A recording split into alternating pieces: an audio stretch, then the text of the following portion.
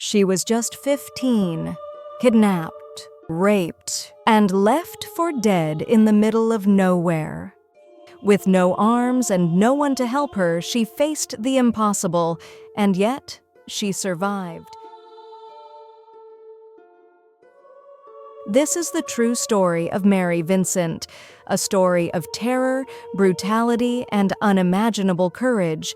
Just hours before the nightmare began, Mary was like any other teenager, riding her bicycle through quiet streets, laughing, dreaming, living an ordinary life.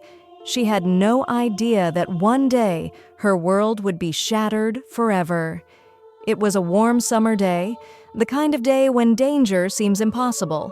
But out there, hiding in plain sight, was a predator, Lawrence Singleton, a man who had already proven he had no limits, no conscience, and he had his eyes on Mary.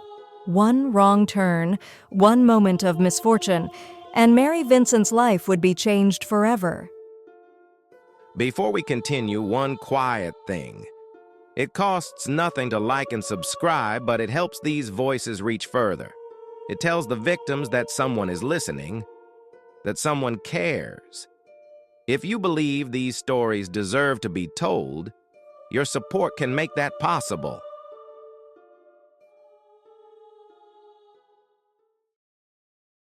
She was about to experience a terrifying ordeal that would change her life forever. Mary Vincent was a cheerful, trusting teenager. She lived in Northern California.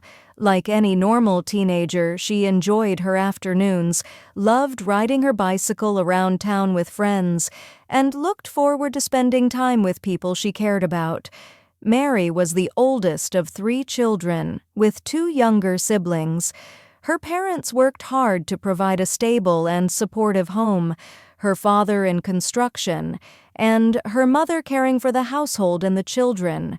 Mary was loved and protected at home, but she was also independent and confident in her daily life. On September 29, 1978, Mary was riding her bicycle through town. The air was quiet as the afternoon cooled. She was heading home after spending time with friends, happy, laughing, and completely unaware of the danger that was nearby. A man named Lawrence Singleton, a 50-year-old drifter and paroled felon, saw Mary while driving through town, and it is believed he singled her out intentionally, watching her as she rode her bicycle. He pulled his van slowly beside her and spoke in a calm, friendly voice, asking for directions. Mary, trusting and unaware of the danger, answered him. Suddenly, Singleton grabbed Mary and forced her into the van.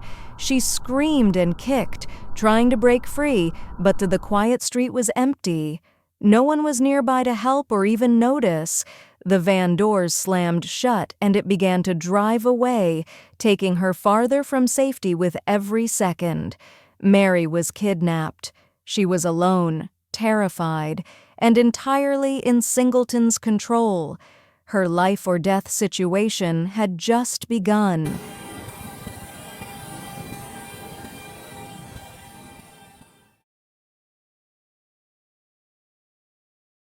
The drive that took her farther from safety, minute by minute. The van doors slammed shut, and the normal world was instantly replaced by panic and darkness. Singleton immediately began driving away from town, heading onto side streets and isolated roads that took her farther from safety, minute by minute. Mary was fully conscious and fought back with every ounce of strength she possessed.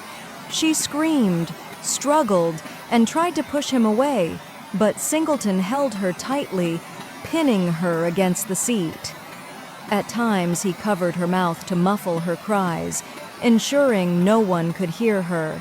Mary later recalled seeing trees and the road passing by, but had no idea where he was taking her. Panic and fear consumed her, yet she never stopped thinking about survival. Throughout the drive, she fought, kicked, and resisted in every way she could, desperately searching for any opportunity to escape. When the van finally stopped in a remote, wooded area, the nightmare escalated. Singleton ignored her renewed attempts to fight back and sexually assaulted her. The van was small and he was physically stronger, making her feel utterly helpless. Every second was a battle against fear and hopelessness, but Mary refused to surrender her will. Even in the grip of sheer terror, her mind remained fiercely focused on staying alert and enduring the attack, knowing that giving up could mean death. Her determination to survive remained the only thing she could hold on to as she struggled against her captor.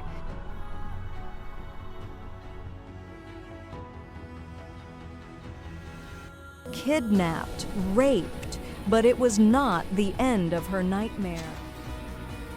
After sexually assaulting Mary Vincent and ignoring her struggles and screams, Singleton escalated his violence to an even more brutal and shocking level. In a horrifying act of violence, he held her down, who had already suffered immense trauma but continued to resist, and cut off both of her arms with a hatchet. Mary screamed in agony as loudly as she could, but all that answered her cries was the immense silence, broken only by the rustling of high branches and the chilling drip of blood onto the damp earth. Singleton later admitted that he mutilated Mary because he believed that without her arms, she could not identify him or defend herself. He showed no remorse and explained in interviews that leaving her incapacitated would, in his mind, protect him from being caught. After the attack, he left her partially unclothed, bleeding, and alone in the remote area, intending to cover his tracks and ensuring she could not escape easily. Pain, blood loss, and shock left her weak and disoriented. The realization that she had been abandoned and left for dead hit her fully, sudden, brutal, and incomprehensible. Yet even in that unimaginable state, Mary's focus remained on survival, laying the groundwork for her extraordinary escape.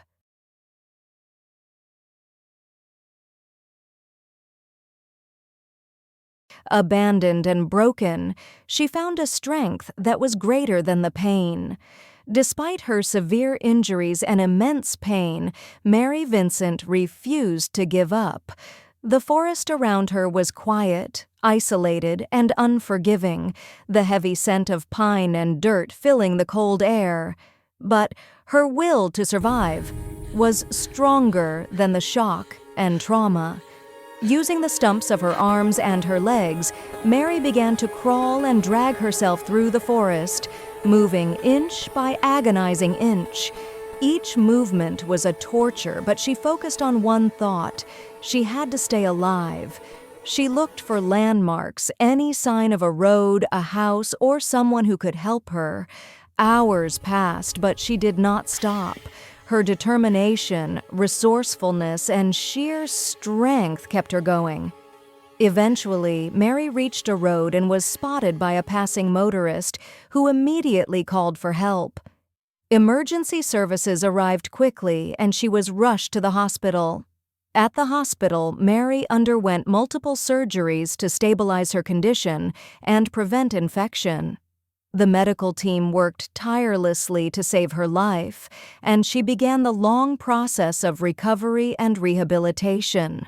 Physical therapy became a part of her daily routine, helping her adapt to life without her arms. Even amidst unimaginable trauma, Mary's survival became a testament to human courage and resilience. She had endured one of the most brutal attacks imaginable and lived to tell her story.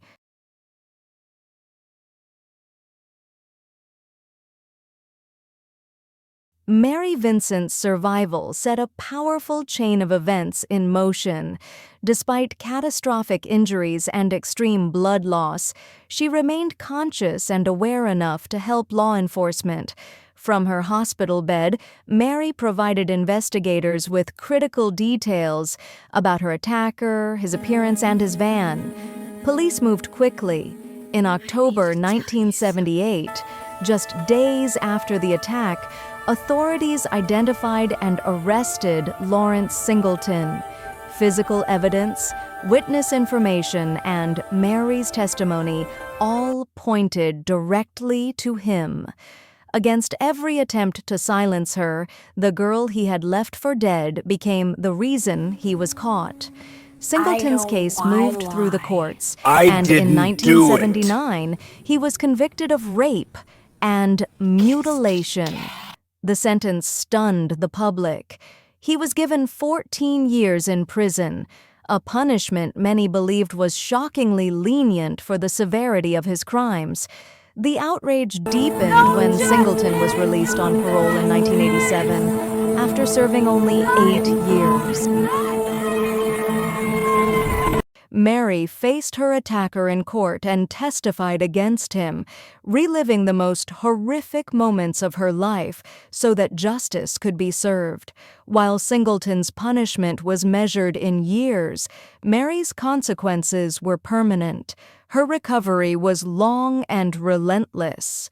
She underwent multiple surgeries and extensive physical rehabilitation, learning how to live independently without her arms. The emotional trauma was equally profound. Fear, nightmares, and psychological scars followed her long after the physical wounds had healed. With therapy, family support, and extraordinary determination, Mary rebuilt her life piece by piece. Public fears about Singleton's early release would later prove tragically justified.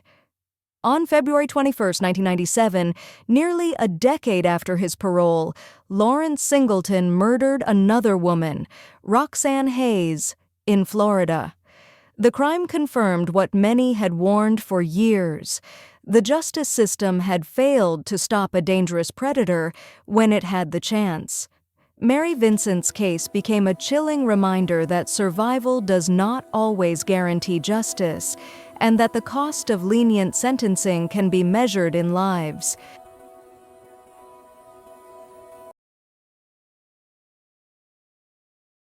Mary Vincent's story is not just about survival, it is about the strength of the human will. After enduring unimaginable violence, she refused to be defined by what was done to her. Her survival brought national attention to violent crime and the dangers of lenient sentencing.